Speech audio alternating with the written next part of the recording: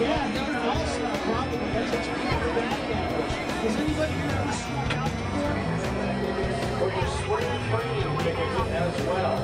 And also for that All-Star Fan Fest tickets. Say hi. Hi. Once again, we have You're taking video, people taking pictures. Wrapping up things here at Subway Fan Fest. We're here with D-back player Barry and Rick. So, what was your experience here today? First Fan Fest, had a blast and going around. Actually, for me, a lot of my Twitter followers came up, which is actually a lot of fun. But you know, taking photographs and a little question and answer and signing autographs. It's always good to see the fans come out and support. Okay, good. And real fast, since your Twitter followers came out and visited you, what is your Twitter? It is Barry Enright 54. All right, thank you. So you had a good time? I did. High five.